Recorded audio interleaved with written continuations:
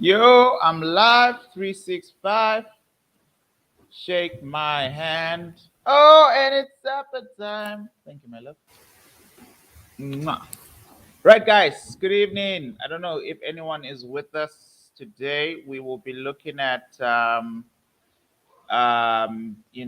what the Fed's going to do. I'm going to kill my camera, guys. I don't think there's even a need for.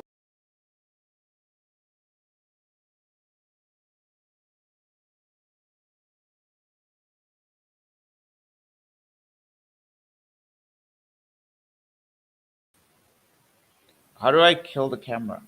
Right, I'm just going to give you guys a full cinematic view. Fed interest rates decision, 25 base expected. Right, mic check, and then we'll see how this goes. Right, but anything goes. Right, so I'll listen to Bloomberg. Out from a Fed rate decision. Yields on 10s at 218.49, on 2s at 188. From New York City with your Fed decision, here's Mike McKee. The Fed has raised interest rates as expected, raising the Fed funds target range to 25 basis points to 50 basis points, a 25 basis point. Nice. They are raising the interest on reserves to 0.4 of a percentage point and the reverse repo rate to 0.5 percentage point. That stays the same. The dot plot promises much more ahead, as many as 6 rate increases this year, taking the overnight bank lending rate to a 1.9% level by the end of 2022. By the end of 2023, we go to 2.8% before dropping back in 2024 and beyond to a neutral rate of 2.4%, which is lower than the Fed had been projecting in the past. The Fed, in its comments, saying, with appropriate firming in the stance of monetary policy, the committee expects inflation to return to the 2% objective and the labor market to remain strong. In support of these goals, the committee decided to raise the target range for the federal funds rate to 0.25 to 0.5% and anticipates that ongoing Nasdaq going up, loving that. SP 500, loving that. They go on to say, in addition, the committee expects to begin reducing its holdings of Treasury securities and agency debt and agency mortgage-backed securities at a coming meeting. Now, that's the only reference to the balance sheet. No details on what their plans are or when they're going to tell us about them. They do mention the invasion of Ukraine. Look at your dollar. Russia saying that is causing tremendous human and economic hardship. The implications for the U.S. economy are highly uncertain, but in the near term, the invasion and related events are likely to create additional upward pressure on inflation and weigh on economic activity. Speaking of economic activity, they're expecting the United States economy to grow at a much slower pace than they were back in December when they thought we would see 4% growth this year. Now that's been marked down to 2.8%. Woo! I say 3. 2023 and 2. Yo, if we're in the war room today, I said they were going to say 3. It's been marked down to 2.8 GDP. Unemployment 3.5% this year, next year, and 3.6% in 2024. So they don't seem to be thinking their rate increases going to raise unemployment. Inflation, PCE inflation was 2.6% for 2022 in the December forecast. It's now 4.3%, dropping to 2.7% next year and 2.3% in 2024. And as we mentioned, the long run rate for the Fed funds is going to be 2.4%. So 2.4 would be neutral for them. There is one dissent today, guys, and that is St. Louis Fed President Jim Bullard. He thinks the Fed should have gone 50 basis points. It's a 9-1 vote. Woo! 9-1. Looking through that, Tom, still. Right. Yeah, okay. So, Trevor, I don't know if you're watching on the live as well. But I can see the stuff you're typing on the private Telegram group. Right. So Fed has gone up by 0.25%. All right. What Forex Factory is showing you, I'll explain that another time. But did you hear the vote was 9-1?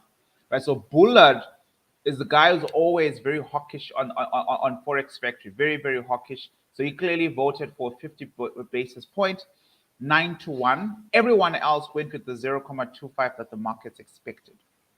And I can see that there's a little bit of confusion with what this means here. That, does this mean that, markets are maintaining this focus. The simply see the sign at the front there means greater than, right? So this is not the actual rate. It just means this is where we're going greater than, right? The actual is still coming into read, but the actual is 0.25%, all right? This is maintaining focus, slightly aggressive or moving forward, right? Greater than.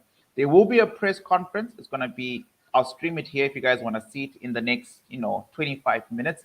I don't think there's a need for us to stay online until then, unless if you guys want me to talk charts if you're on the stream already. But the actual Powell talking will be at 8:30. Now we're just getting the actual updates, right? So here's another. This is the actual statement that all these guys were reading from, and in that statement would be stuff that I'll be looking into tomorrow, right? So Federal Reserve rate hikes by 25 basis points, all right? And like I said, this is expected, right? This is not crazy. What's interesting is look at that. Look at the dollar now, right? So the dollar took a slight turn, acting like, yeah, okay, fine, we got the expected, and now gave everyone enough time who wanted to jump into the rally. Now it's already made a hole inside the supply, right? And this is a good reaction, right? This is a good reaction. Yes, a short answer of the Nasdaq chart you just posted, please. All right, cool. Yeah, so let's quickly run to Nasdaq. But you saw the dollar is now slowly but surely coming to life. This is not the end of the road, guys. They still the press conference, and markets move the most there because the 25% basis point, we expected that. What's going on with my brain now? I'm so sorry, guys. My little girl today is a little bit of a diva. She will bust into the office at some point. She might make a noise. Look at Nasdaq dropping through. All right, flow of money. All right, so this is what I have. Okay, so this is what we're talking about in the private group. I was just kind of like breaking down Nasdaq for you guys in the last week in the private Telegram group. This is Wednesday, right? So since the announcement of a 25 basis point, Nasdaq has solidified its bearish engulfing candle into a demand. The same demand where the markets opened at 3 o'clock, the same demand where markets opened at 9 a.m. Right. So my thinking is markets are going to play around here. We know what this means. Generally speaking, this is a very, very tainted bearish sign.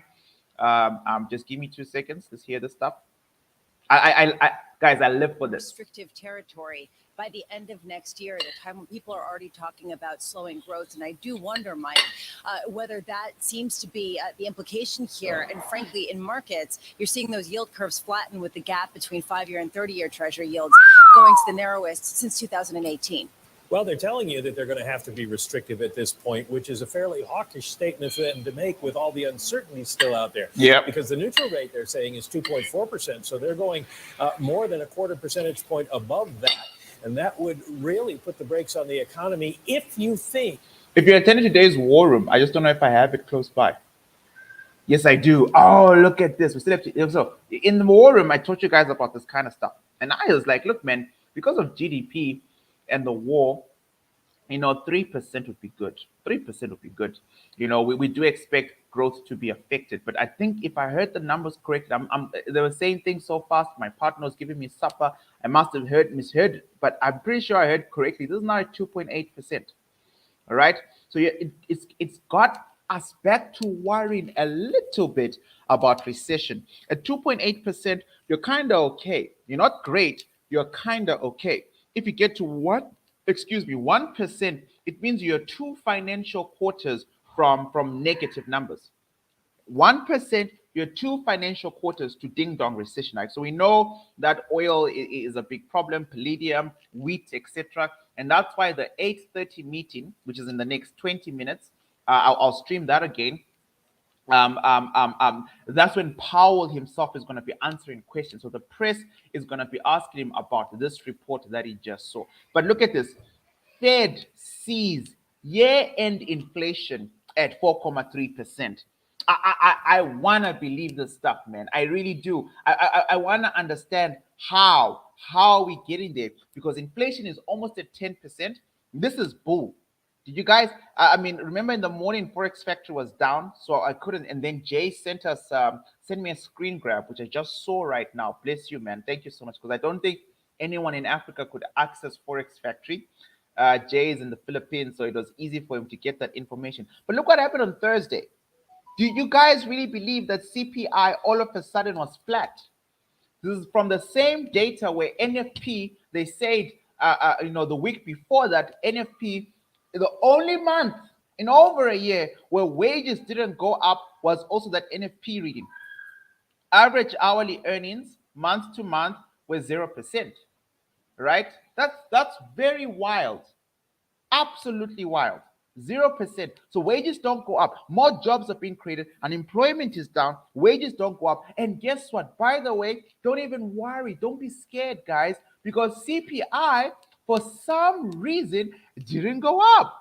That's crazy. I think with PPI data as well that I haven't covered somewhere along the way. I mean, I read the report yesterday. There's PPI. Look at this. PPI dropped, right? Absolutely insane. Absolutely insane. So the Fed seems to think basically we have a lot of things under control. Let's just listen to Scott for 2 seconds. This move in the bond market, Scott, what a move. Up 11 basis points on twos, pushing 2% on tens, up to about 220 on fives, almost a 222. So look at the difference between fives and tens. Let me tell you, there's not much of a difference whatsoever. It's 1 basis point right now, Scott. Typically, this Fed would say, don't look at the dot plot. We'll de-emphasize that. Do you think he embraces this in 22 minutes' time? Yes, I think he actually will embrace the dot plot, Jonathan, and that's because I think that the Federal Reserve believes they actually have more control over what's happening than they do. And if you just took the yield curve, for instance, we know that the curve flattens as we reach the end of a tightening cycle. And when you look forward, 2 years and how flat the curve is, or 5 years and how flat the curve is, the market's telling you the terminal rate for the overnight funds rate is somewhere between 2 and 2.25%, despite anything that may come out of the Fed, including the dot plot. Senator Richard Shelby, in a hearing a number of weeks ago, Scott, said, are you prepared to do what it takes to get inflation under control? Chairman Powell answered, I hope history will record the answer to your question is yes. Now, a lot of people are wondering who we get at 2:30 Eastern in that news conference. Do we get a Chair Volcker? Do we get someone else? Who are you looking for in 20 minutes? In terms of Jonathan, who's the kind of chairman? Do we take this back seveul decades when we had to do something to break the back of inflation? Where are we going with this? Yeah, I think we're going to get something that is hawkish, but it's going to look more like Greenspan than Volcker. Never, ever trade the news events. Right, so what does this mean? It means dollar is pumping. Remember, when an interest rates go up, dollar, the currency of that interest rate hike is going to be strong. So without even guessing, if you look at DXY has taken an opposing supply and is pointing higher. There you go. So because of this, money is rotating here. Right? Money right now is rotating there. Now, you could be a risk taker and say, well, it's a 15 minutes, blah, blah, blah. It's a bit bullish. Should I start finding demand? It's too early. Wait for the FOMC to talk. Markets are going to restabilize. Yes, this might be a good place to take off. Yes, you could start to try and find sell setups in NASDAQ. But all that stuff for me is just way too high risk. Markets are reacting to this report, which I was trying to open earlier on, by the way. Where's the report? Sorry, guys, mic check. My daughter came and I dropped the mic. Can you guys still hear me? Whoever's around. Announces 800 million more for weapons. You see this? There's no ways they can go 50 basis points. Where's this money going to come from? If you start funding a war, I guarantee you your Fed is in the background. Printing the living daylights out of money. There was a thing about the report, dot plot, right? So this is what the dot plot thing was. I have no idea what that is. I'll have to look at it later on. But can someone just confirm if they can hear my commentary right now while I look for some type of report here? Some key levels ahead. That's too late now. So it happened prior. Dot plot. Bank of Boston is hiring. Blah blah blah. Atlanta. Blah blah blah. All right. Let's see. Let's see if it's here. This is hilarious, man. So NASDAQ is going to go a little bit lower. I did tell you guys in the morning today. All right, thank you. Fantastic, thank you. I told you guys today I am not buying NASDAQ, even if, I just have no desire for this stuff. Right, so strong dollar, right? I've taught this. This is just how it works. All right. Once there's a currency push because of the interest rate, that currency must become strong, because it means if I'm a billionaire, I want to invest in a country, I'm going to buy some dollar because I'm going to get a little bit more money back. The interest on my money is going to come to me. So I would assume right now things like gold. We spoke about gold this morning. I'd assume gold might not be that excited to hear about this, right? Gold taking its time. Let's go to the 50 minutes time frame. Remember this area that I said was not going to be good enough to hold, especially since it's going to get triggered during this time in the markets, right? During the interest rate hikes, right? There we go. There's your gold sinking a little bit. Nothing too crazy, but these are serious precursor movements, right? Because once Powell starts to talk, and Powell explains how it was so possible that only one member of the FOMC, Bullard, his name is Bullard, he's bullish, right? He's always been bullish, right? Why one member was looking at 0.5, right? And why everyone else went with 0.25, which is what Powell said he was going to do 2 weeks ago in Congress. I told you guys about that, which is what the market said they were going to look into. Powell says he's going to play the 2004 book, right? This man has been doing this for a very long time, right? And he thinks he's under control. What was scary was the thing here that said, look, at the end of the day, SP 500 touches session lows on rate rise, right? At the end of the day, what's interesting is that they think they can bring inflation down to 4 point something percent. And I mean, I could teach you guys how to work out the numbers, but I think let's just wait for Powell to talk. But it's simply a simple case of this. Remember, if we've got about, say, 6 meetings between now up until the end of the year, I mean, a 6 is, I think, the correct number. And these guys, I mean, I did this in the morning for those of you who are not there, right? So you're just looking at about 6 meetings, and they constantly increase the interest rate, right? 0.25% in those 6 meetings. I know this by 4 is 1%. Then it's probably going to be 1.5%. I could be wrong. I'm just putting out a calculator here, but this to me looks like yeah, I'm correct. 1.5, right? So the overall, by the end of the year, the interest rate will be somewhere here, right? So it will no longer be the 0.9 as per December speculation last year, but like I said, we are adopting this 1.6 figure roughly, right? Just adopting this 1.6 figure rightly, and it kind of like matches with this. What is interesting is that if the Fed truly believes, look at this. This is the inflation in 2021, right? And this is just PCE, right? And remember, I taught in the morning today, there are 2 types of inflations, 2 types. There's the long-term one of supply chain and all that kind of stuff. And then there's the other crazy one, which has been created by the war. So if we're at 4.4 and the Fed in their new report, when I get my hands on it, I'll open it up for you and we'll break it down. They're looking at 4.8%. It means they'll have dealt with about 5% of the excessive inflation. But how? How, when at the end of the year, this is how far you've gone with increasing rates? So this hedge fund manager who's saying Powell oversteps or believes he's got more power than he thinks over the market, I kind of agree. Right, we've got a question there. I love questions. Does this mean the value of the dollar inversely related to Nasdaq? Most of the time. Look at gold. And it's not really about, sorry, I am having supper, by the way. It's not just about being inversely related, Kakoma. The question is always going to be, where is money going to go? Where is money going to flow? If I'm a rich billionaire and I want to keep my cookies in a similar basket, do I put money in the dollar or do I put money in tech? When I put money in tech, let's talk about stocks. Do I put money in the stock market or do I buy bonds and dollar assets?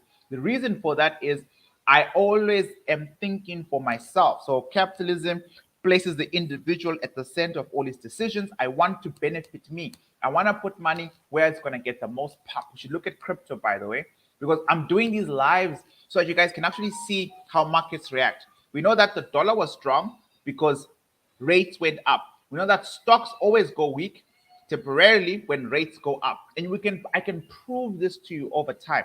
Now let's look at crypto. Look at crypto. See how Bitcoin is reacting to this news, right? Bitcoin on the 50-minute time frame, there's the 8 p.m. candlestick, a big full body red candle. And whatever I say to you over time, many times, the equity markets is inversely related to the stock market. No, not inversely, they're married. There's a coupling, right? When stocks go down, they somehow drag crypto down, right? Equity is supposed to be C for crypto. That's why I'm confused. This is crypto. Equities and crypto, same WhatsApp group. Right, so it's not a case of just inversely related, Mr. Kakuma. It's just simply, if I'm a billionaire and I got $10 billion, I'm probably going to dump all my money in where I think I'm going to get the most buck, whether it's for 2 months, 1 month, 1 year, etc.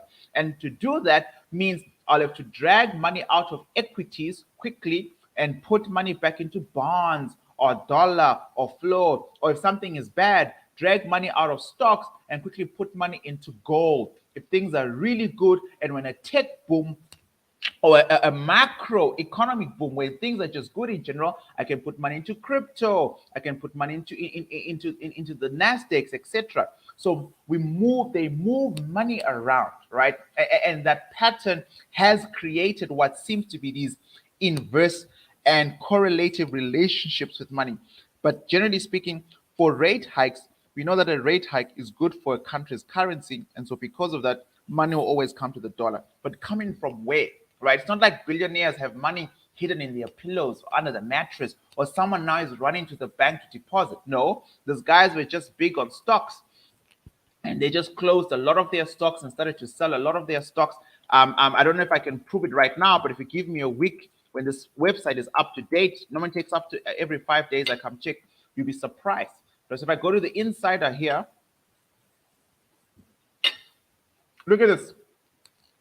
I'm so sorry, guys. I am eating. Look at this. All right, big sale.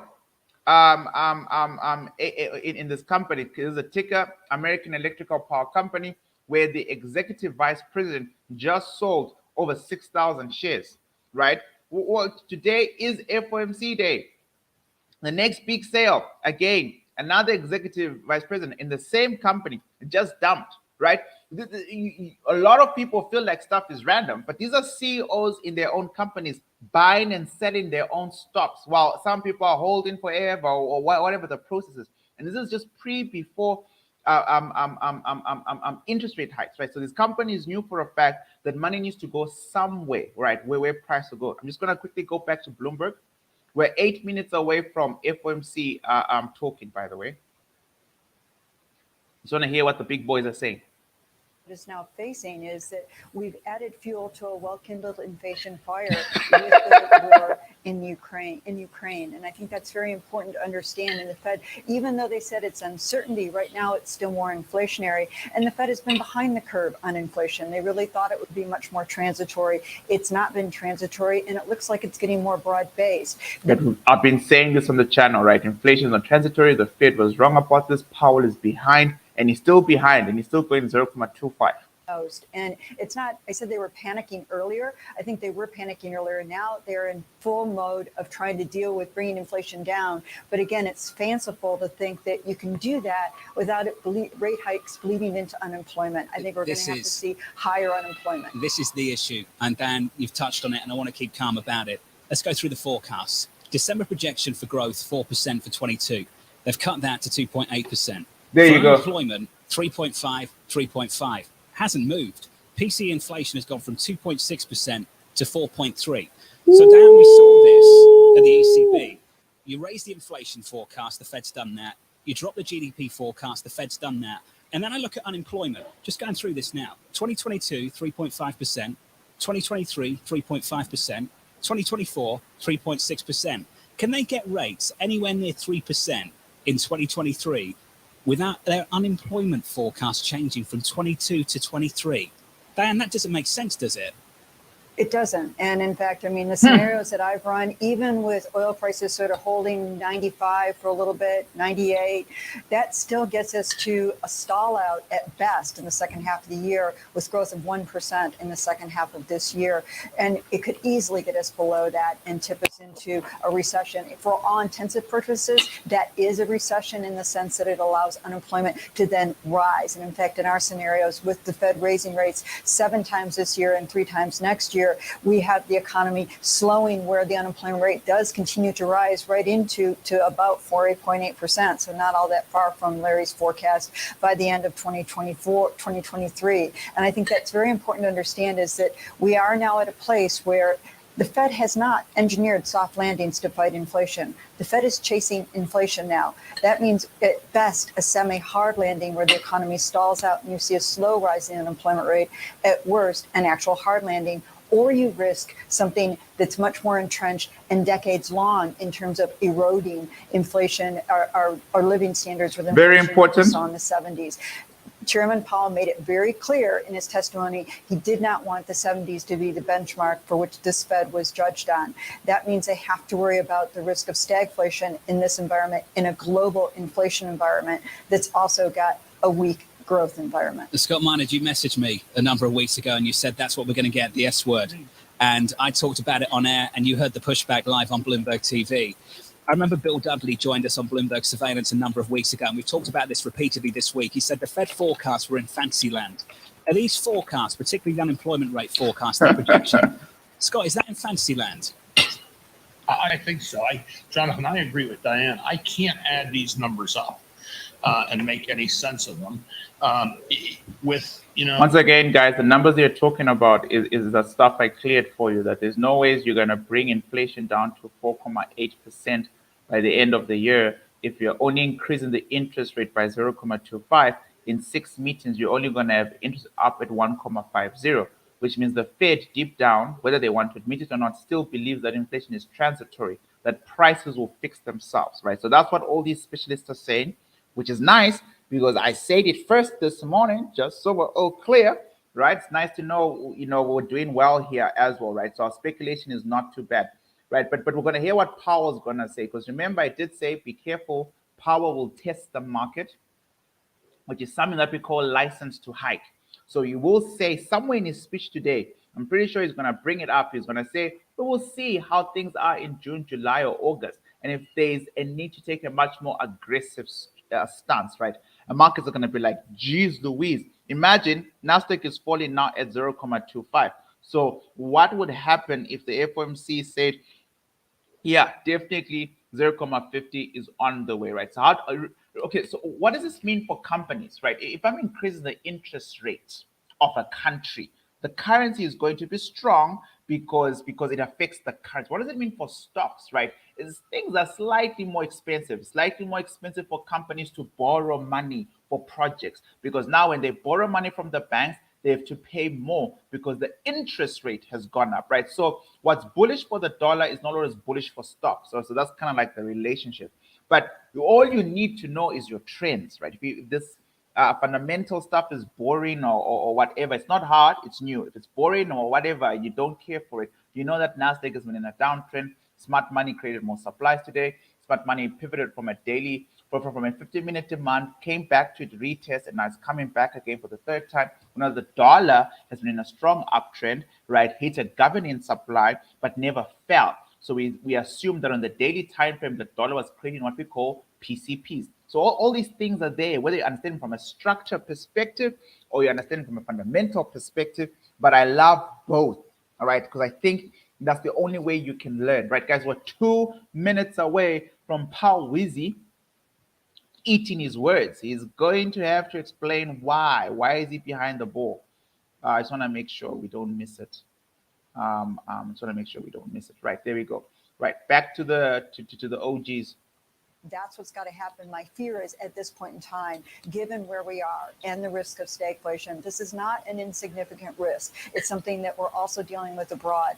The other issue is that tightrope. The Fed does understand that every rate hike they make, other developing economies have to counter that to defend their own currencies. And they're worried about What are the ripple effects of this globally? And is there a financial crisis beyond our own financial markets that could wash up on our own shore? And I think that's something that they're trying to walk that tightrope. It's a very fine line, but at the end of the day, they're going to have to deal with inflation in the U.S., and that's going to require, unfortunately, I do believe, an increase in the unemployment rate. Scott, as an investor, what do you do with this? It's interesting. I think you stay the course in terms of rates at this point. And when I say that, we've already discounted a lot of rate increases, and our work shows that if we get the terminal rate to somewhere in the neighborhood of 2 to 2.25%, that we're talking about a recession. And that's because there's so much leverage in the financial system. When you layer on top of that all these exogenous events around the world, whether it comes out of the emerging markets or what's happening in the Ukraine or the price of oil, you only increase the possibility of that. So, our view is rates are fairly priced here. Corporate credit spreads are actually... Big boys here. Sorry, guys. Big boys here. Economic implications for the global economy and the U.S. economy are highly uncertain. At the Federal Reserve, we are strongly committed to achieving the monetary policy goals that Congress has given us: maximum employment and price stability. Today, in support of these goals, the FOMC raised its policy interest rate by 1/4 percentage point. 0.25. The economy is very strong, and against the backdrop of an extremely tight labor market and high inflation, the committee anticipates that ongoing increases in the target range for the federal funds rate will be appropriate. In addition, we expect to begin reducing the size of our balance sheet at a coming meeting. Economic activity expanded at a robust 5.5% pace last year, reflecting progress on vaccinations and the reopening of the economy, fiscal and monetary policy support, and the healthy financial positions of households and businesses. The rapid spread of the Omicron variant led to some slowing in economic activity early this year, but cases have declined sharply since mid-January, and the slowdown seems to have been mild and brief. Although the invasion of Ukraine and related events represent a downside risk to the outlook for economic activity, FOMC participants continue to foresee solid growth. As shown in our summary of economic projections, median projection for real GDP growth stands at 2.8% this year, 2.2% next year, and 2% in 2024. The labor market has continued to strengthen and is extremely tight. Over the first 2 months of the year, employment rose by more than 1 million jobs. NFP. In February, the unemployment rate hit a post-pandemic low of 3.8%, a bit below the median of committee participants' estimates of its longer-run normal level. The improvements in labor market conditions have been widespread, including for workers at the lower end of the wage distribution, as well as for African Americans and Hispanics. Labor demand is very strong, and while labor force participation has increased somewhat, labor supply remains subdued.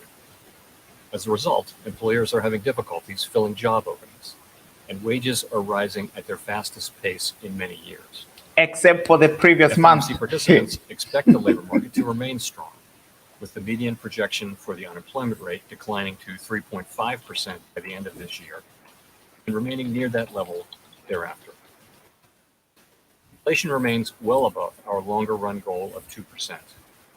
Aggregate demand is strong, and bottlenecks and supply constraints are limiting how quickly production can respond. These supply disruptions have been larger and longer lasting than anticipated, exacerbated by waves of the virus here and abroad, and price pressures have spread to a broader range of goods and services. Additionally, higher energy prices are driving up overall inflation. The surge in prices of crude oil and other commodities that resulted from Russia's invasion of Ukraine will put additional upward pressure on near-term inflation here at home.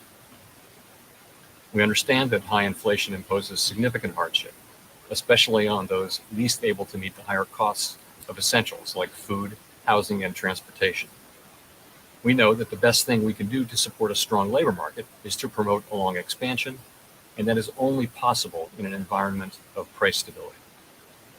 As we emphasize in our policy statement, With appropriate firming in the stance of monetary policy, we expect inflation to return to 2% while the labor market remains strong. That said, inflation is likely to take longer to return to our price stability goal than previously expected. Close The to median inflation 10%. projection of FOMC participants is 4.3% this year and falls to 2.7% next year and 2.3% in 2024. This trajectory is notably higher than projected in December, and participants continue to see risks as weighted to the upside. The Fed's monetary policy actions have been guided by our mandate to promote maximum employment and stable prices for the American people. Our policy has been adapting to the evolving economic environment, and it will continue to do so. As I noted, the committee raised the target range for the federal funds rate by 1/4 percentage point and anticipates that ongoing increases in the target range will be appropriate. The median projection for the appropriate level of the federal funds rate is 1.9% at the end of this year, a full percentage point higher than projected in December. Over the following 2 years, the median projection is 2.8%, somewhat higher than the median estimate of its longer run value. That's what he's saying. Of course, these projections do not represent a committee decision or plan, and no one knows with any certainty where the economy will be a year or more from now. Reducing the size of our balance sheet will also play an important role in firming the stance of monetary policy. At our meeting that wrapped up today, the committee made good progress on a plan for reducing our securities holdings, and we expect to announce the beginning of balance sheet reduction at a coming meeting. In making decisions about interest rates and the balance sheet, we will be mindful of the broader context in markets and in the economy, and we will use our tools to support financial and macroeconomic stability. As we noted in our policy statement, the implications of Russia's invasion of Ukraine for the U.S. economy are highly uncertain. In addition to the direct effects from higher global oil and commodity prices, the invasion and related events may restrain economic activity abroad and further disrupt supply chains, which would create spillovers to the U.S. economy through trade and other channels. The volatility in the financial markets, particularly if sustained, could also act to tighten credit conditions and affect the real economy. Making appropriate monetary policy in this environment requires a recognition that the economy often evolves in unexpected ways. We will need to be nimble in responding to incoming data and the evolving outlook. Markets are And we so will strive simple, to man. avoid Well, not adding simple, but uncertainty to what is already an extraordinarily challenging and uncertain moment. anyways. We are attentive to the risks of potential further upward pressure on inflation and inflation expectations. The committee is determined to take the measures necessary to restore price stability. The American economy is very strong and well positioned to handle tighter monetary policy. To conclude, we understand that our actions affect communities, families, and businesses across the country. Everything we do is in service to our public mission. We at the Fed will do everything we can to achieve our maximum employment and price stability goals. Thank you. I look forward to your questions. Right. Now, this is what the market's going to look Let's go to. to Gina at the New York Times. Not this level. I'm talking about the Thank you questions. so much for taking our questions. I wonder if you could detail your thinking a little bit about how you're considering the risks of going too fast and potentially tipping the economy into recession, and how you're weighing those risks against the possibility of going too slowly, allowing inflation to become embedded and kind of getting behind the curve. So I guess I would start by saying that in my view, the probability of a recession within the next year is not particularly elevated. And why do I say that? Aggregate demand is currently strong, and most forecasters expect it to remain so. If you look at the labor market, also very strong. Sorry, guys.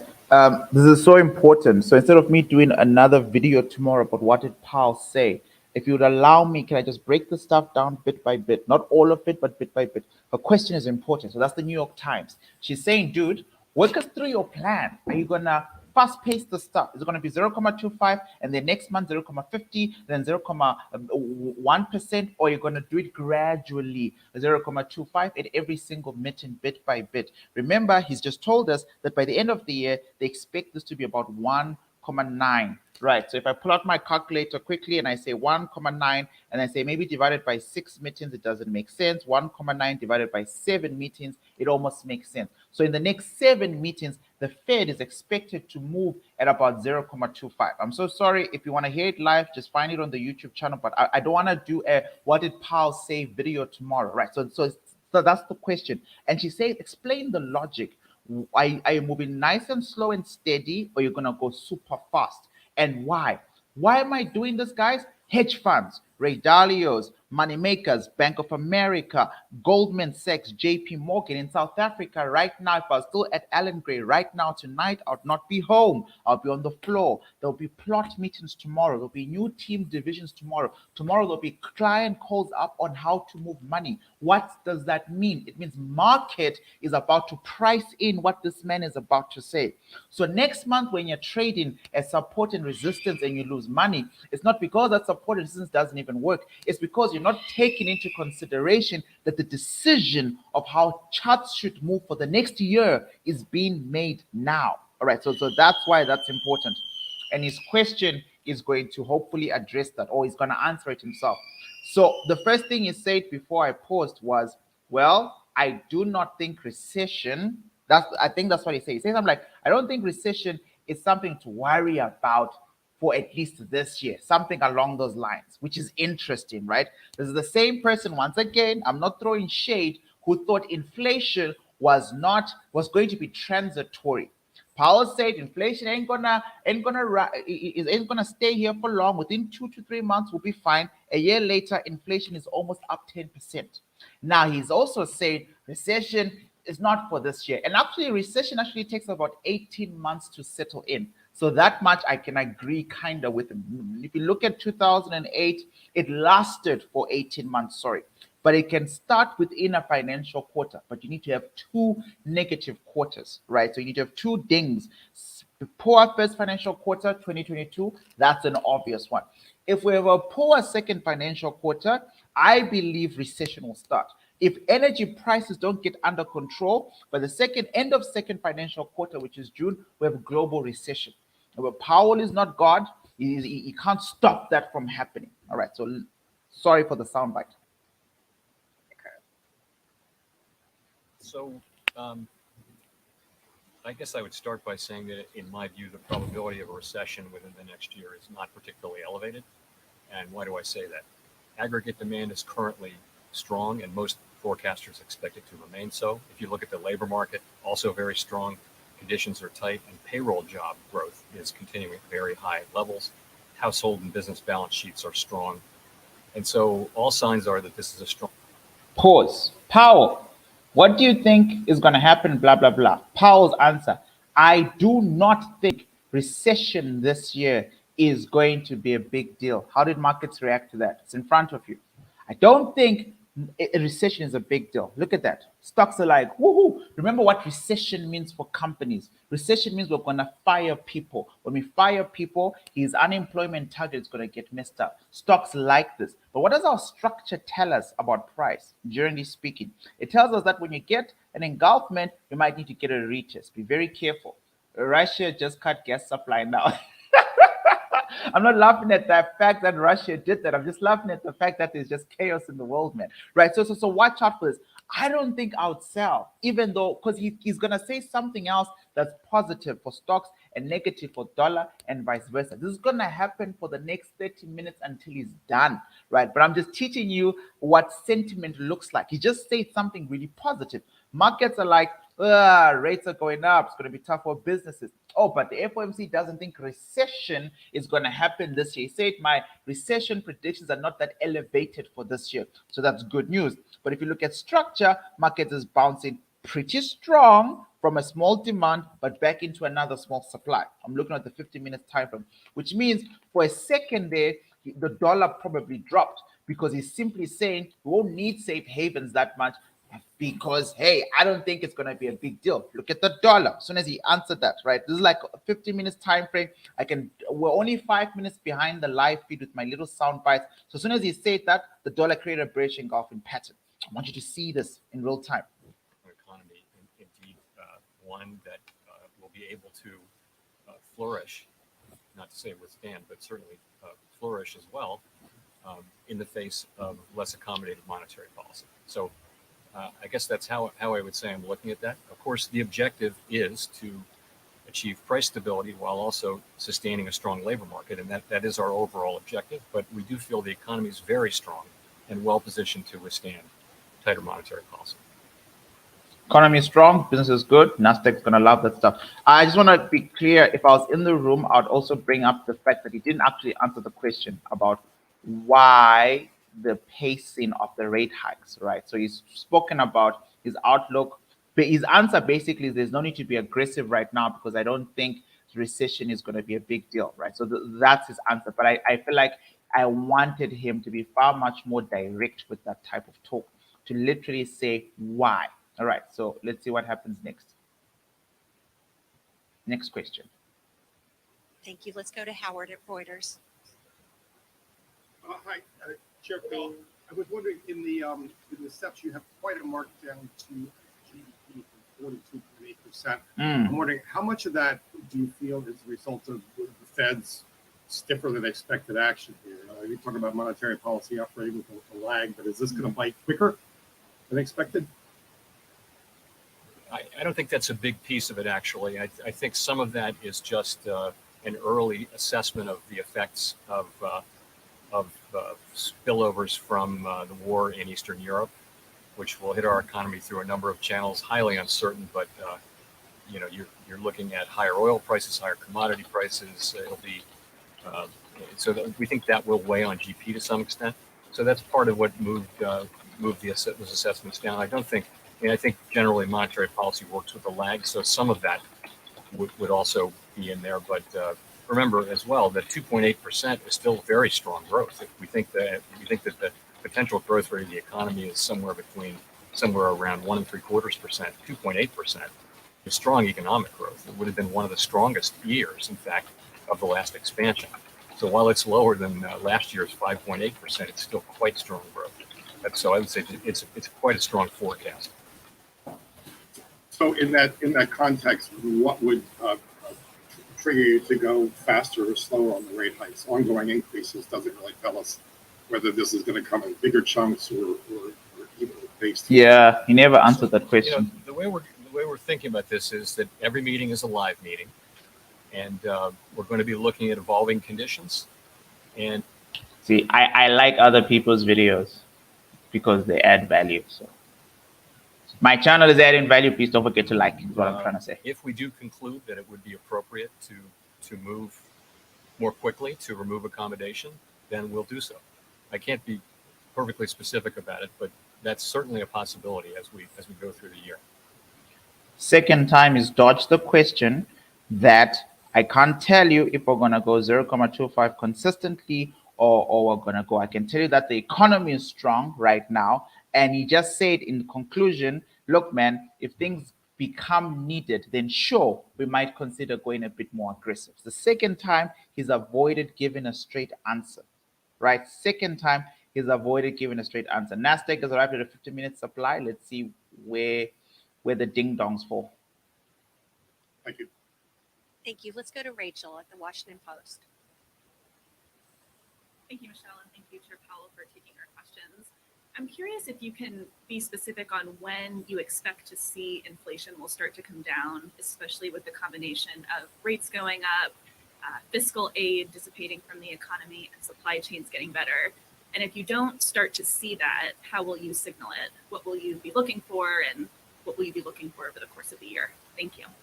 So I guess I would say that before the invasion of Ukraine by Russia, so let's go back to that. I would have said that the expectation was that inflation would peak sometime in the first quarter, maybe the end of the first quarter of this year, March, and then maybe stay at that level or a little bit lower, and then start to come down in the back half of the year. So now we're getting.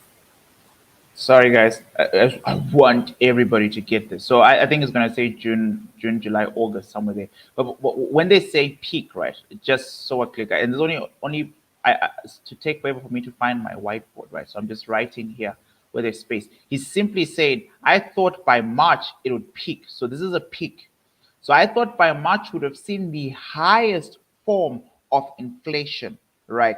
I didn't think after March price inflation will still go up, and then it would start to level out probably the whole of the second quarter. So let's say March to July is what he's just trying to say right now, and then we'll start to see price or stability. He says my two jobs are maximum employment and price stability. Price stability talks about inflation. So then he's saying, look, and then I thought maybe this thing would drop after July. This was before the war. So he's now saying, not that there's war, or he's going to tell us his bit, but that's what he's saying. When someone says peak, because I don't think we're at the peak yet.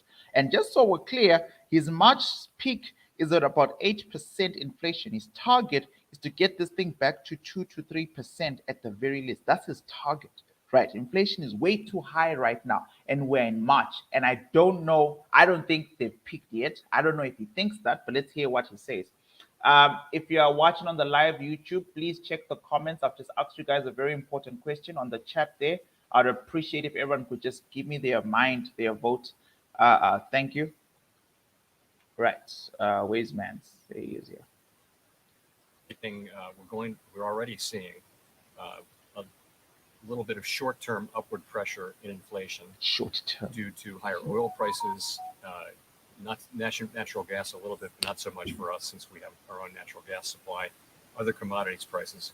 The other thing is that you're seeing supply chain issues around shipping and around, lots of countries and companies and people not wanting to touch Russian goods. So that's going to mean more tangled supply chains. So that could actually push out the relief we were expecting on supply chains generally.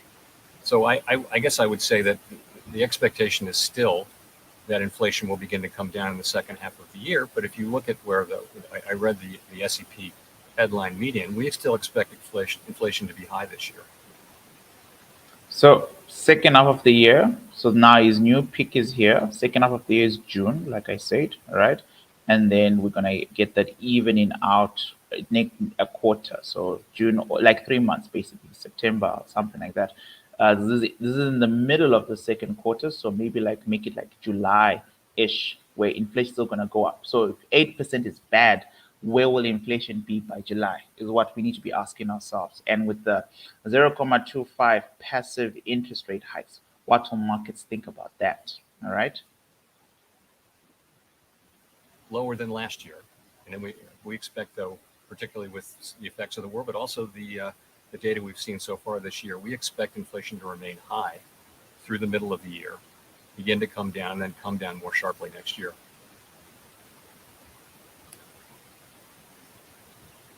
Let's go to Nick at the Wall Street Journal.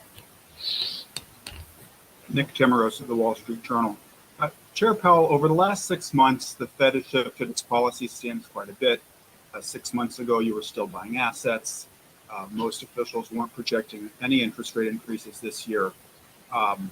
And yet, despite the shift over the last 6 months, real rates are as negative today as they were then. So how concerned are you that further inflation surprises will offset the effects of recent policy firming by leading real rates to stay at levels that do not actually provide much restraint to the economy? Thanks. So that's one of many ways of capturing the situation, which is that the committee really does understand that the time for rate increases and for shrinking the balance sheet has come. And I would just say, I would go back to the economy is very strong. As I mentioned, tremendous momentum in the labor market. We expect growth to continue. Bitcoin and Nasdaq. It's clearly time to raise interest rates and begin the balance sheet shrinkage. And I just wanted to say that as I looked around the table at today's meeting, I saw a committee that's acutely aware of the need to return the economy to price stability and determined to use our tools to do exactly that. You couched it in terms of real rates. I would say, if you look at the SEP, you've got people getting close to or even above, in many cases, their estimate of the longer run neutral rate. So I understand that doesn't do it for real rates, but if you go out a year or two, many people are in their forecasts are having tight policy from a real interest rate standpoint. So that's something that we're focused on. Of course, it's a highly uncertain environment, and we don't know what's going to happen, but we do know that we're going to deploy our tools to achieve our goals, and that includes the price stability goal. Let's go to Victoria at Politico. Hi, Chair Powell. So looking at the summary of economic projections, you all have inflation coming down over the course of the year to 4.3%. And then you also have rates going up to what appears to still be below roughly what would be estimated to be the neutral rate, although I know that's a little bit uncertain. So I was just wondering, how much of inflation coming down do you see as actually being as a result of the Fed itself raising rates? And then also, if I could just ask, given that Sarah Bloom Raskin withdrew her nomination, what do you expect to do with the regulatory portfolio? Do you expect to assign a governor in charge of that? So sorry, tell me again your first question. My first question is, how much do you expect inflation to come down as a direct result of the Fed action?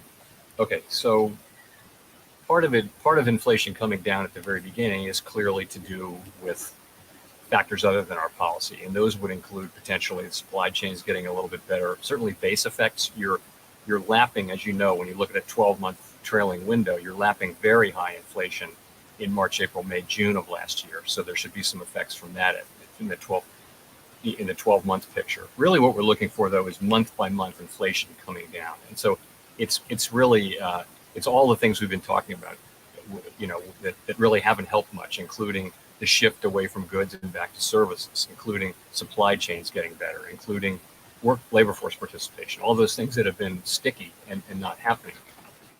But a big part of it is the base effects I mentioned as well. I think monetary policy starts to bite on inflation and on growth with a lag, of course. And so you would see that more in 23 and 24. But also remember, we started talking about rate increases last year for some months now. Financial conditions have already incorporated a significant number of rate increases. So it doesn't start today. In effect, the moves are already priced into the market for a few months now. So so the clock is running on that. And I think some of that will be seen in the second half of the year as well. And on the regulatory portfolio, I would just say this, we have an obligation to carry out under the law in supervision and regulation, and we're doing that. That's what we're doing. The committee is not active, so what's happening is things are coming to the full board, and we're voting on them. We're getting our business done. We got the stress tests done. We've looked at a number of proposals for mergers and things like that. So we're working ahead. Of course, we don't have a vice chair for supervision, as you mentioned, but we're making do with the situation we have, and a good number of things have come straight to the board for approval. Let's go to Neil Irwin at Axios.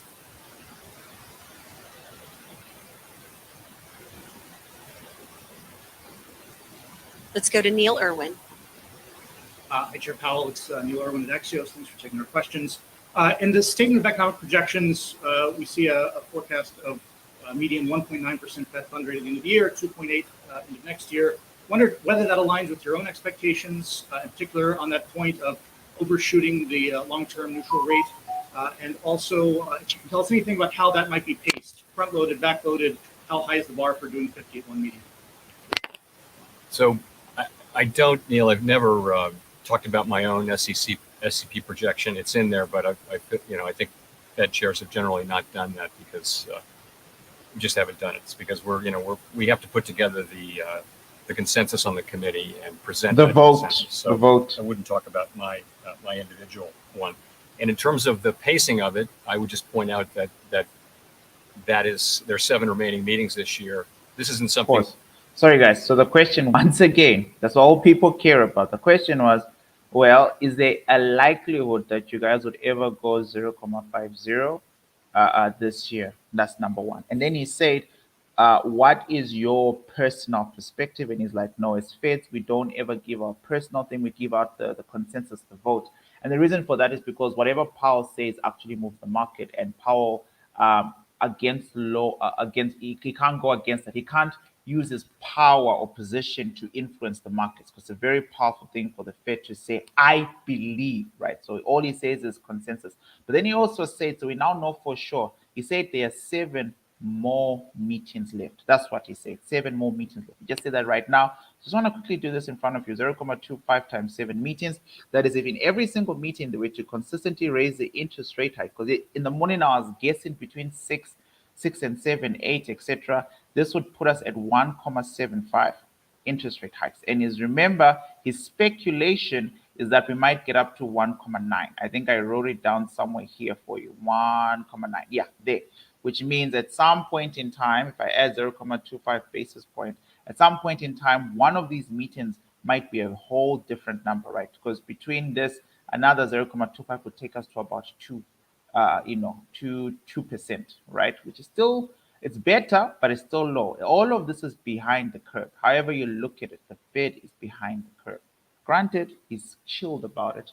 We discuss or debate or agree on, but there's 7 remaining meetings and there's 7 rate hikes. I would add, there's also the shrinkage of the balance sheet, which people do the math different ways, but that might be the equivalent of another rate increase just from the runoff of the balance sheet. So I don't know. We haven't made any decisions on front end loading or going steadily through the year. And as I mentioned,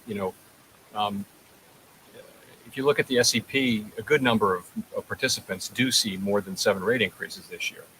And I can't give you, I'm not going to try to give you a really specific test for what it would take to do that. But I will say this, though, we'll be looking at the data as they come in.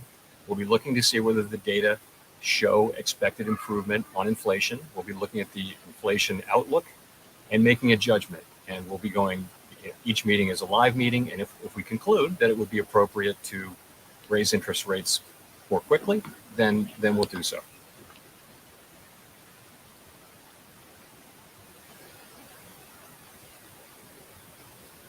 I don't know what's going on, but it's not on my side. Whoever is sharing the stream, their audio has cut. I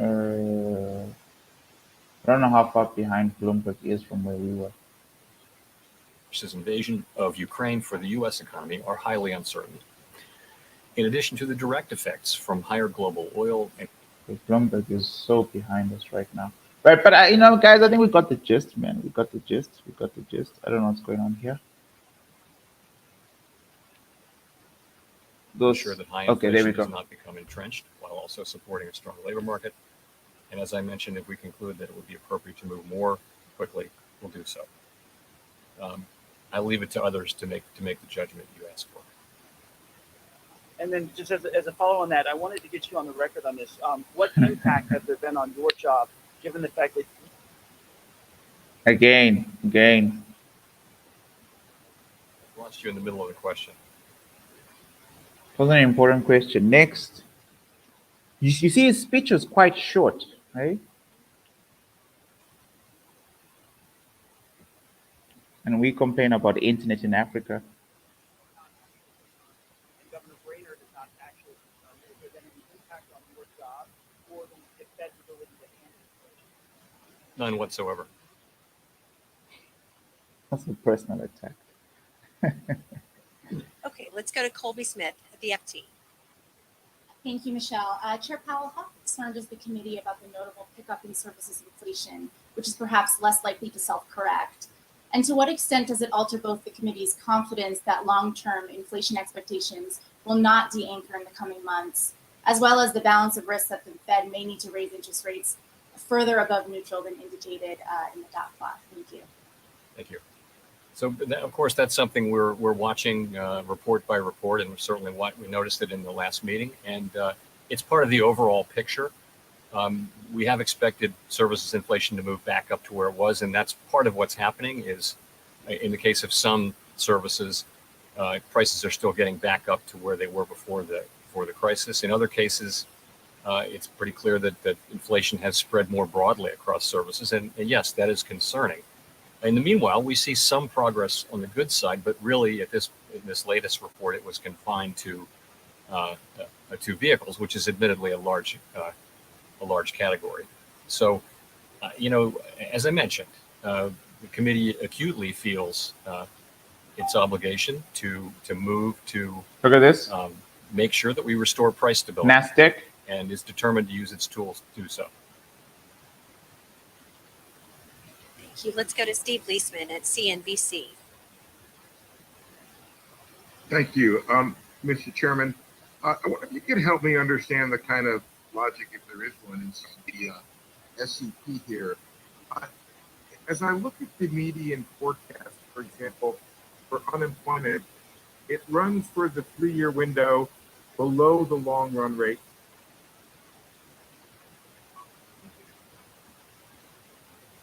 These guys have far terrible internet compared to us.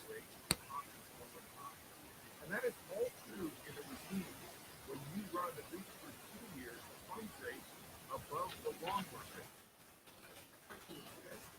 Could you not create a forecast here that essentially suggests you will be continuing to run further behind the curve and never really get in front of inflation because the economy will continue to run hot? And kind of on a related issue, you said earlier, inflation will take longer to return to price stability than we had originally expected. Isn't that a choice you're making? And if so, why are you making that choice to let inflation run above price stability longer than you'd like? Right. So our if you look, first of all, there is no, you're looking at medians, but understand that there's no, it's not something we voted on. It's not a plan. But if you look, people do have their by the end of this year, broadly, people are at or close to, or in some cases above, their estimates of longer run neutral interest rate. Okay, so that should stop pushing. That should, in other words, that should be a removal of accommodation for monetary policy, basically. At the same time, we will have done significant balance sheet runoff, and you can think of that as further. In the next year, and just looking at the median, you're now above above the what people estimate to be the longer run median. So and also in many people's forecasts, that actually amounts to tight policy in real rates as well. So why does unemployment remain at 3.5%? I mean, a couple points. One is the connection between in the economy we had before the pandemic, the connection between inflation and the level of the unemployment rate was not very tight. But this is clearly what this is an expectation that really it amounts to that the idea that wage increases, which are now running above the level that would be consistent over the long run with 2% inflation, will move back down to levels which are still very attractive, full economy kind, full employment kind of wages, but not to a point where they're pushing up inflation anymore. And as I mentioned, there are a lot of factors causing inflation to come down. And the reality is there are many moving pieces, and we don't know what will actually happen. But no matter what happens, this is a committee that is determined to use its tools to make sure that higher inflation does not become entrenched. And so we are determined on that front, and we'll deal with what comes. This is a modal or most likely expectation, but we'll deal with what comes, whether it's better or worse.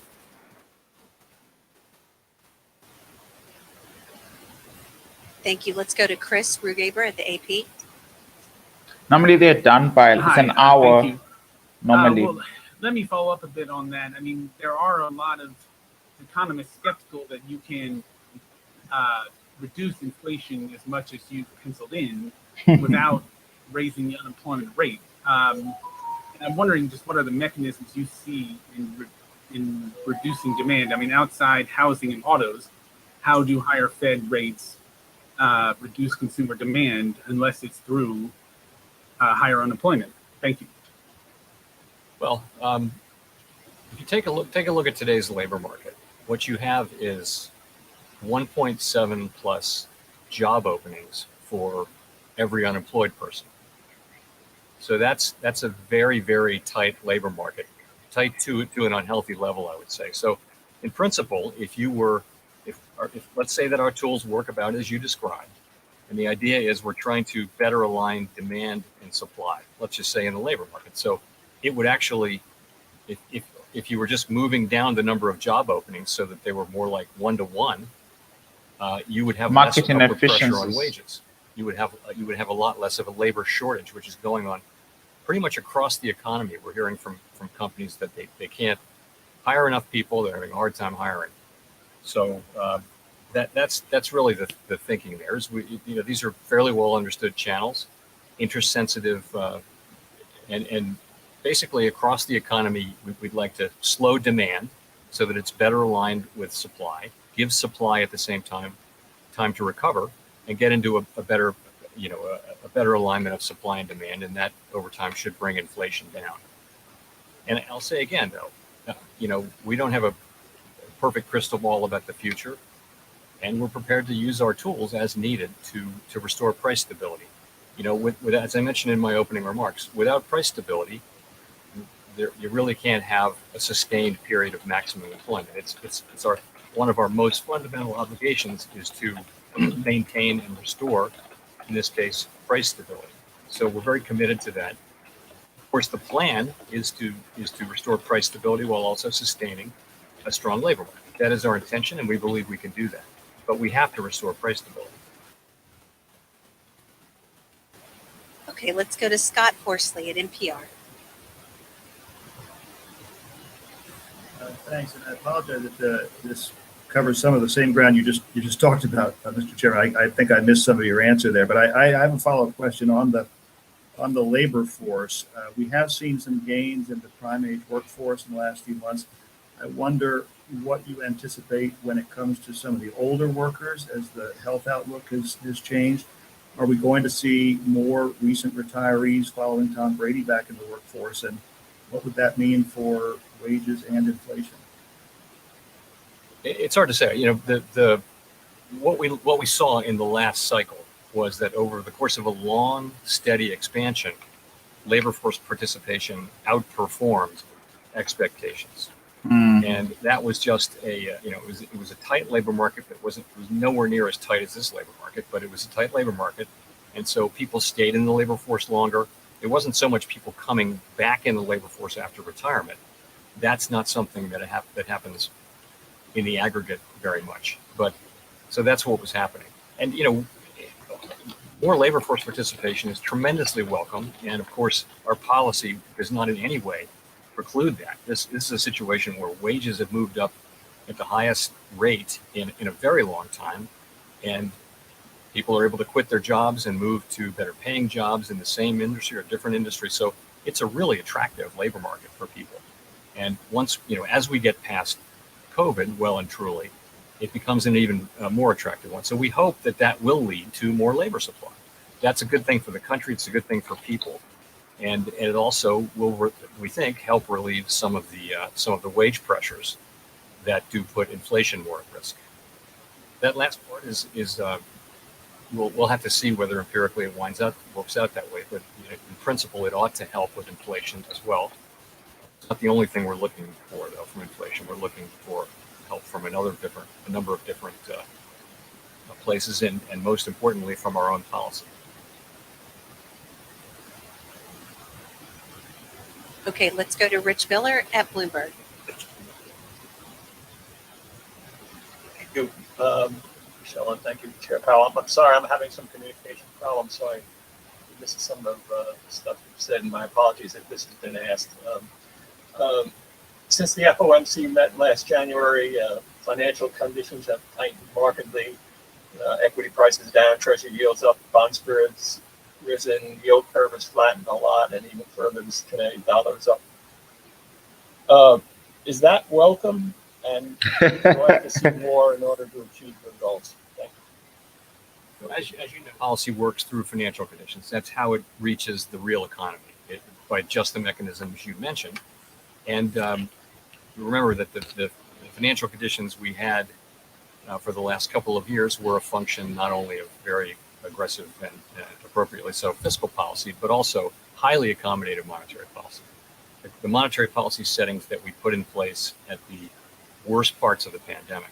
So it is very appropriate to move away from those. And yes, that will lead to some tightening of financial conditions in the form of higher interest rates and just sorts of things. We're not targeting any one or more of those things, but financial conditions generally should move to a more normal level, so that because we know the economy no longer needs or wants these very highly accommodative stance, which, so it's time to move to a more normal setting of financial conditions, and we do that by moving monetary policy itself to more normal levels. When you say move to a more normal setting for financial conditions, that suggests to me that you want financial conditions to tighten further from where we are now. Am I drawing the right inference from that? Well, yes. So I would say we look at a broad range of financial conditions, and of course, when we tighten monetary policy, we do expect that they will adjust in sync over time with monetary policy. It's not any particular financial condition, but a broad range of financial conditions. They will reflect, to some extent, they reflect any number of things. But yes, we need our policy to transmit to the real economy, and it does so through financial conditions, which means as we tighten policy or remove accommodation so that it's at least less accommodative, that broader financial conditions will also be less accommodative. Thank you. Just a little housekeeping note. Those of you in this call may be having some tech issues. If so, I understand the broadcast is coming through clearly on www.federalreserve.gov. You might go there for the audio. Now we'll go to Jean Young.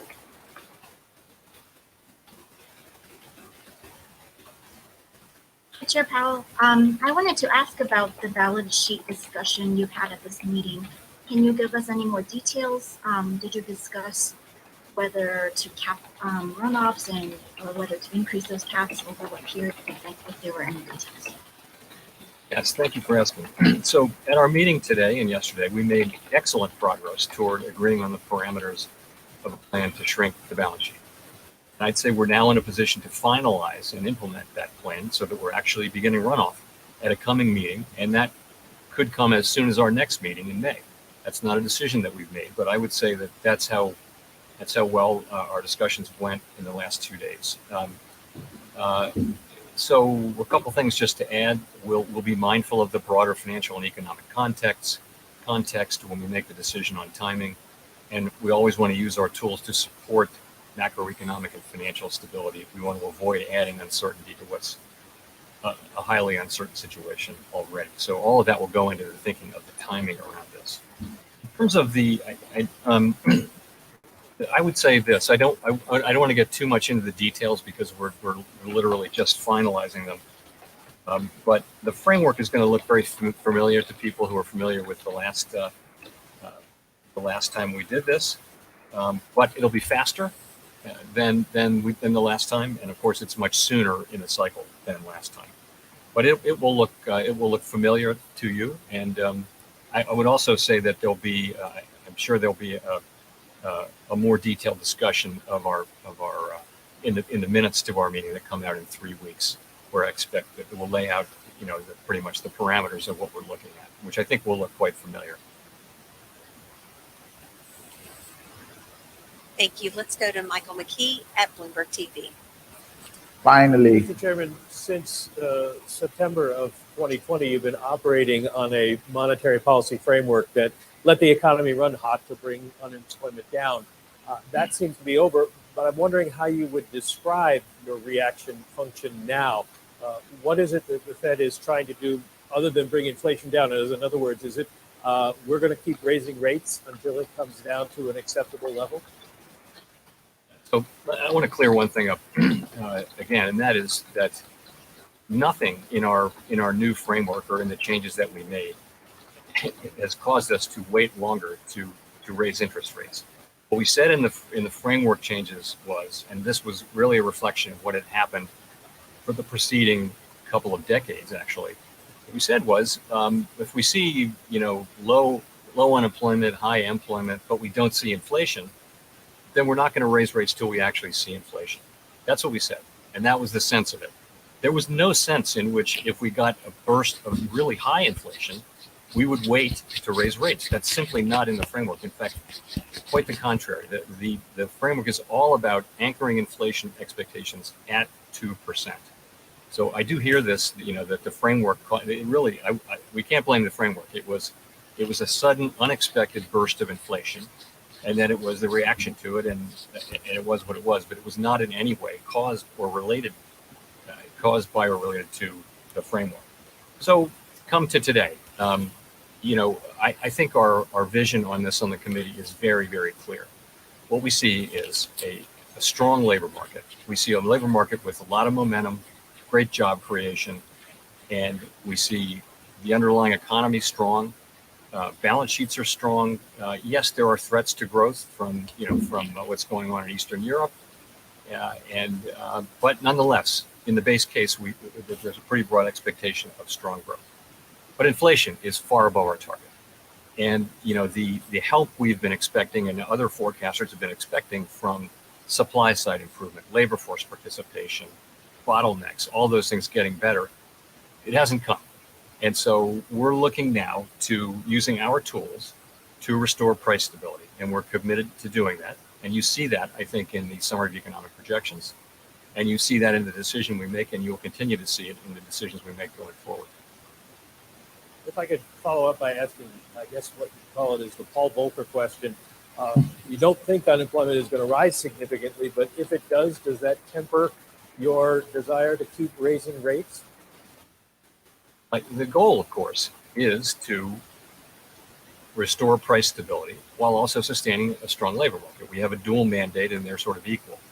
But as I said earlier, price stability is an essential goal. In fact, it's a precondition really for achieving the kind of labor market that we want, which is a strong and sustained labor market. We saw the benefits of a long expansion, a sustained labor market. It pulled people back in, and there were really no imbalances in the economy that threatened the long expansion. It just, the pandemic arrived. It was just a completely exogenous event. So that's how we're thinking about it. We of course want to achieve price stability with a strong labor market, but we do understand also that really you can't have maximum employment for any sustained period without price stability. So we need to focus on price stability, in particularly because the labor market is so strong and the economy is so strong. We feel like the economy can handle tighter monetary policy. Thank you. Let's go to Brian Chung at Yahoo. No tech issues here on this front. Wanted to ask just kind of the broad question about how you are communicating what the Fed's doing here today to the average American who might not be reading the dot plots or understanding what the SCP is. How is the 25 basis point hike today and then the signaling on future Fed policy going to address the inflation that they're feeling at the stores on a daily basis? Sure. So I guess I'd start by just assuring everyone that we're fully committed to bringing inflation back down and also sustaining the economic expansion. We do understand that these higher prices, no matter what the source, have real effects on people's well-being. And really, high inflation takes a toll on everyone, but it's really especially on people who use most of their income to buy essentials like food, housing, and transportation, where, we've all seen charts that show if you're a middle-income person, you've got room to absorb some inflation. If you're at the lower end of the income spectrum, it's very hard because you're spending most of your money already on necessities and the price is going up. So, but it's punishing for everyone. So it has been a difficult time for the economy, but we do anticipate that inflation will move back down, as I mentioned earlier. It may take longer than we like, but I'm confident that we'll use our tools to bring inflation down. No, that's not correct, guys. You asked about rates. So the way that works, I would explain, is as we raise interest rates, that should gradually slow down demand for the interest-sensitive parts of the economy. And so what we would see is demand slowing down, but just enough so that it's better matched with supply, and that will bring just like inflation NASDAQ down over time. That's our plan. That's 8 p.m. Thank you. Let's go to Jolene Kent at NBC News. Hi, Chair Powell. Thank you so much for taking. Sorry, guys. This is what I was trying to say in the morning, and what I keep emphasizing to you. Look at the markets. Markets are two big newses, and markets are reacting to both of these at the same time. Number one, we're increasing the interest rate by 0.25. This is expected. Markets dropped completely. You don't need to know fundamentals if you understand supply and demand, right? So S&P 500 had a gap to fill. S&P 500 had a gap to fill. If your stop loss was wide enough, you were safe. If it wasn't, you were right, but you got stopped out. But the point is, had a gap to fill. Let's go Kinihashi. Right, and for intraday traders, I told you guys this stuff happens a lot, right? If you go to 5 minutes time frame, and then I said levels built on levels. I hope I typed it somewhere for you guys. You will see this. See this there? On the 5 minutes chart, below the 15 minutes, right? So this is what your demand really looks like. Remember, as an intraday trader, if you start looking at these areas more pristinely, and then you just draw the 5 minute demand, look at how markets sit. Markets will go for a lower demand or choose a demand that is lower than the low, right? Smart money. So once again, look what happened on the 50 minutes time frame as intraday trader. You saw a gap, you wanted to get filled. You could go here, and that's fine, but just know that if there's a lower demand with inside that zone, right? There you go, 5 minutes, markets will come there. Markets filled this. This drop is because we are dropping the interest rate hike. And then when he starts to talk, when his sentiment is now saying, yeah, but look, recession, I don't think it's going to happen this year. I think we should keep going calm. I think everything's going to be nice and slow and steady. Again, I mean, how many times have you heard him saying this meeting alone? The job numbers are good. We've got good job numbers. Job. Look at how markets are recovering. Sentiment, right? So what do you do when you guys trade news? I don't know. Do you sell and then buy, then sell and buy? It's just nuts, man. Let markets move and get a clear picture for yourselves tomorrow, in my opinion. Day. My question is a follow-up to what Brian just asked. What is your message to consumers out there who can no longer afford the basics due to this high inflation? Well, that is, yes, indeed. I mean, as I just said, I think we do understand very much, and we very much take to heart that it's our obligation to restore price stability. And we've had price stability for a very long time and maybe come to take it for granted. But now we see the pain. I'm old enough to remember what very high inflation was like. And, we're strongly committed as a committee. Exactly wrong. So the inverse would happen to the dollar and gold right now. And, the inverse being the opposite. So gold is moving literally like the stocks at the moment, right? Interest rate hike is 0.25% at 8 o'clock. So money went to gold. So gold to dollar, which means gold fell. Fed is like, yeah, but look, man, we're looking at this thing. We're taking it nice and easy. Easy come, easy go. Don't worry about this. Don't worry about that, right? All of a sudden, this thing goes back on its path.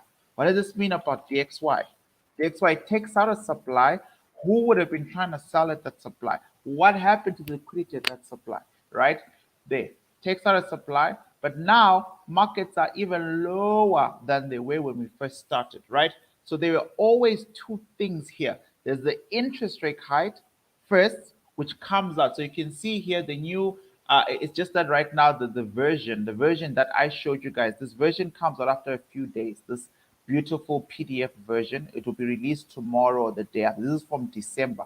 But immediately when the FOMC starts to talk, this is already on the Fed's website, right, on the Board of Governors website. So this is 16 March today. All the economic projections are here. It's just that I can't download the PDF yet. It's not yet available, right? But as soon as this happens, this was the first move. And markets are like, okay, cool, we're getting a rate hike. But now the Fed is now coming to explain his rationale. It's like, yeah, we got it, but are things really that bad? I mean, inflation was kind of like bad. We thought it was going to be bad, but is it really that bad? I still think by June we'll be fine. That's what this man is saying. After all, our economy is doing well. The jobs are doing well. People are like, whoa. Take it out. We don't need to go to safe havens, right? We don't need to go to safe havens, right? So that's kind of like the game, which is why I always say, once again, take it easy.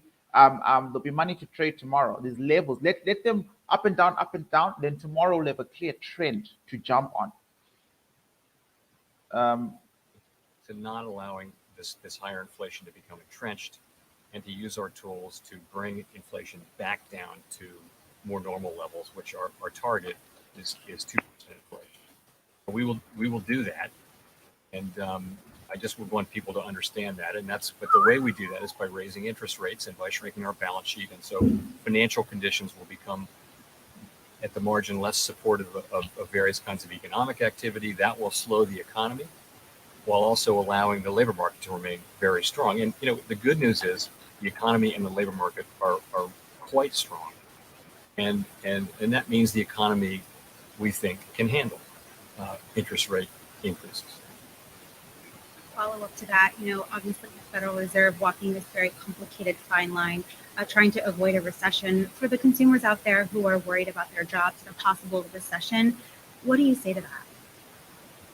Well, I say that our intention is to bring inflation back down to 2% while still sustaining a strong labor market, and that the economy is very strong. You look at where forecasts are.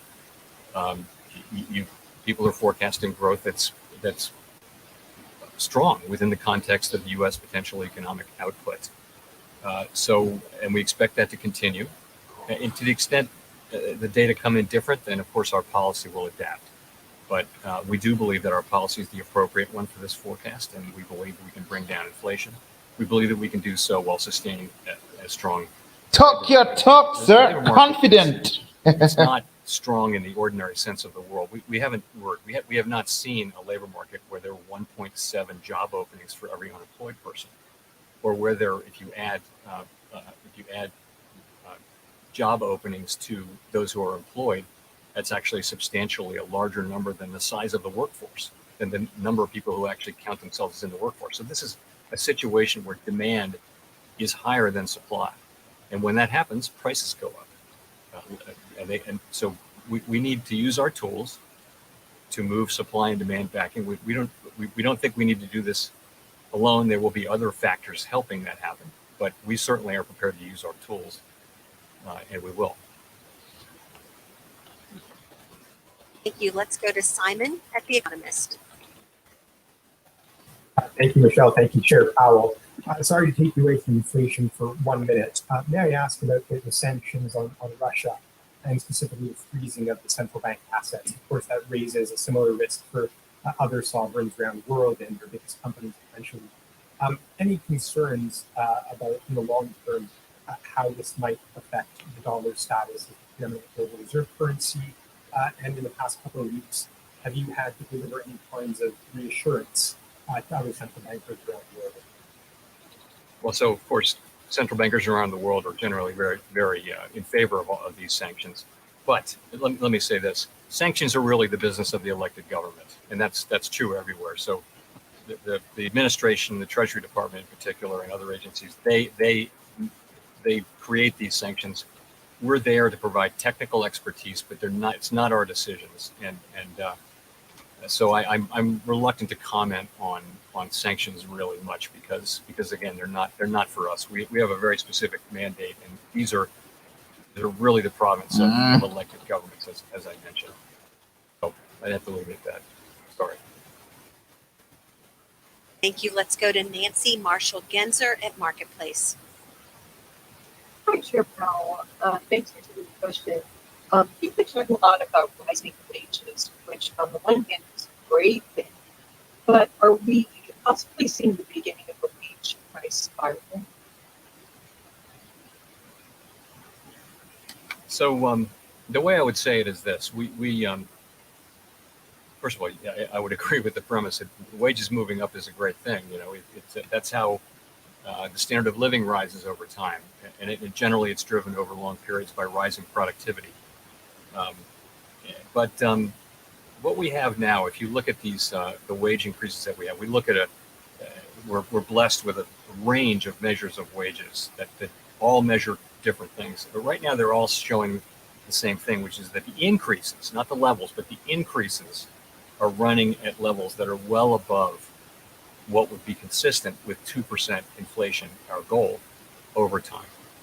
And that may be, we don't know how persistent that phenomenon will be. It's very hard to say.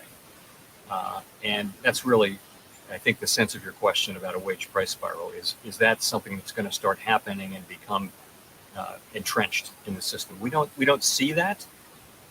You can see, for example, in some sectors that got very high wage increases early on, those wage increases look like they may have slowed down to a normal level, but it comes back to,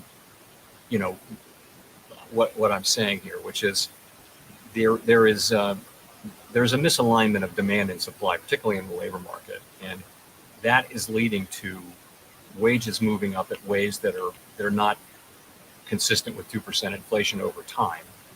And so we need to use our tools to guide inflation back down to 2%. And that would be in the context of an extraordinarily strong labor market. We think this labor market can handle, as I mentioned, tighter monetary policy, and the overall economy can as well. But yes, wages are moving up faster than is consistent with 2% inflation. But it's good to see them moving up. But it wouldn't be sustainable over too long of a period to see them moving up that much higher. And that's because of this misalignment between supply and demand. We expect to get more labor supply. We did last time. We got more than we expected during the last cycle. This time we've gotten much less than expected. So it's not easy to predict these things. But we do expect that we'll get people coming back in the labor market, particularly as COVID becomes less and less of a factor in many people's lives, something we all wish. So that's how we think about it. Okay, it's enough.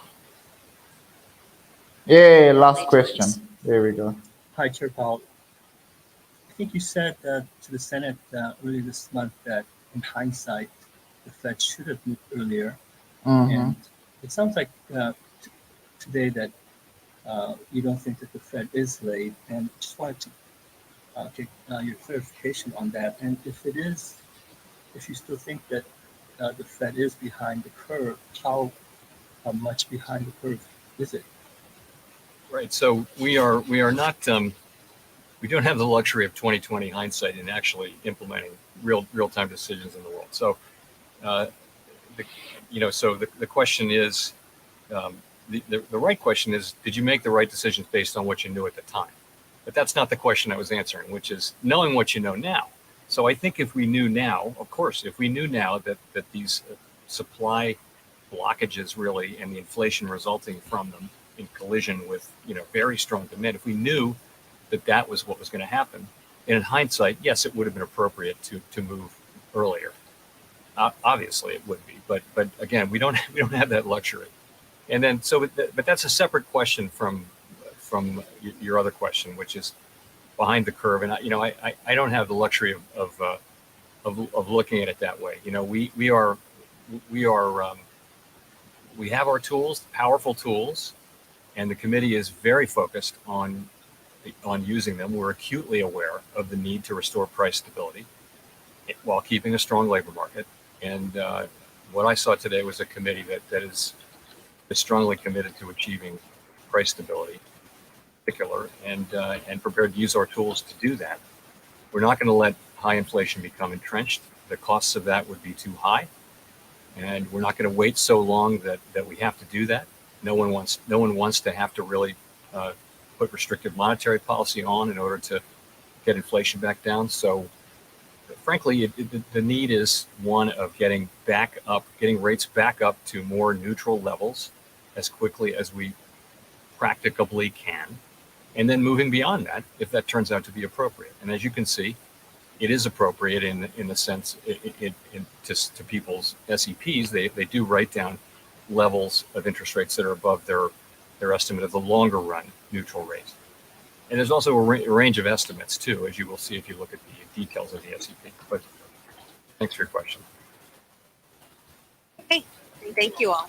Thanks, Mr. Chair.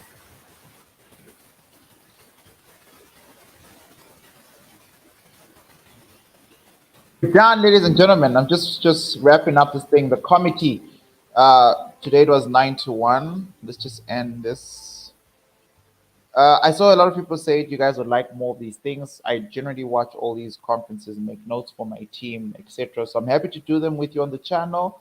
I'll let you know when the next one is. But just so you guys are all aware, when you go to sleep tonight, your accounts, your stocks, your shares, your crypto, your Bitcoin, your assets, your livelihood, your net worth, and not just yours, but those of millions of people, including myself, are generally in the hands of 12 people, 12 members of the FOMC committee. 9 of them are actually presidents of large banks. I'm bringing this up once again, guys, because at the Academy, This is all we do. This is what we teach. Supply and demand is an institutional approach. This man brought this up so many times. He brought up the issue about demand so many times. He said we're in a more demand market right now. This is, if your trading does not involve this, I don't know, honestly to God, when your accounts will actually start to grow. You are better off spending the most time mastering SND until you get it, because when you do, that account is going to blow up, right? But 365, everybody, shake my hand.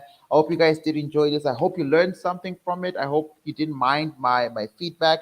I don't agree with the last part he said. They're behind. They should have done better, but it is what it is. That's what he's saying, basically. It is what it is. I don't have the luxury of that kind of stuff. I only operate on what I know at the time. I didn't know that this was going to happen, ABC, blah, blah, blah. But we told them. Well, we didn't tell them. I made videos about it. I'm sure there are many other far much more brilliant financial analysts than myself who easily could have seen this coming. Last year, we started calling crap on this inflation transitory thing. He was wrong, but that's fine, right? So how do we make money out of all this information? Well, we first wait. Let price settle. You guys need to remember the fact that money moves around the sun. This is now at the end of the trading day in America. This means nothing. All right. What you want now to see is what we call the accumulation phase of money, and that is during the Asian markets. The Asian markets are about to wake up. It's probably like 4 a.m., 5 a.m. there. By midnight, my time, the Asian markets are going to wake up to a whole lot of headlines about the FOMC is going to do. Asian banks are going to start moving towards the new global perspective. When that happens, markets are going to start to accumulate. In accumulation, there is always a breakout, a trend, redistribution. Price might break out to the outside, price might break up to the downside. This will be a clear direction of where markets feel they need to go based on their understanding of calculated sentiment. Right. So everything about everything. What did the FOMC say? Where are we with the war? Where are we going in the next financial quarter? Where are we going in the last 15 days of this first financial quarter? All of that stuff settles. Let the dust settle. All right. I promise you, we're gonna get a clean move. You'll think right now the dollar is screwed because of what the FOMC said. No, that's just sentiment based on these words, right? At some point in time, the dollar, like every other big movement the dollar has ever made, the goal is always to get a far much more better lower buy for the long-term move. Number one. Number two, have you noticed how the dollar is struggling? It's not falling, dropping, and breaking the trend, but it keeps knocking on heaven's door. This is a monthly supply, guys, that the daily time frame is fighting against. It's held its ground several times now for about 3 to 4 days. Look at this cluster here. 1, 2, 3, 4, 5, 6 days. It's just been parked there. Hasn't broken the trend. The uptrend is still intact, but for 6 days, dollar bulls are trying to accumulate value to go to the upside, right? So watch out for that, right? So the thing that maintains is what happened at 8 p.m. in my humble opinion.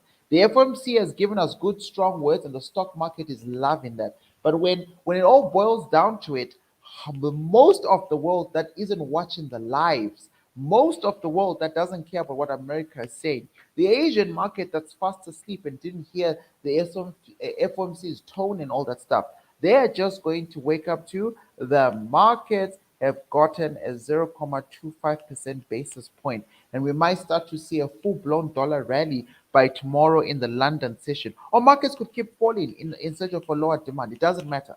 My point is, wait for the movements. You're a waiter. You make the most money by waiting for clean levels. You don't make money by increasing your lot size and guessing where the ticks will be because of news events. You lose a lot of money that way. Right, everybody, I appreciate you. This has been fun for me as usual. I'll see you tomorrow 9 a.m. for our normal morning live sessions. All right, and I can finally now finish the last puzzle of the crypto video because this was very important to crypto, believe it or not. Right, and then we're good to go. Have a good night. 365. Shake my hand, everybody. I am ending the live stream. Thank you for watching, by the way. Those of you who came so late at night, I appreciate you. I show up for you, so I appreciate that. Thank you so much. If you liked it, please do hit a like. Good night, everybody. Goodbye. Cheers.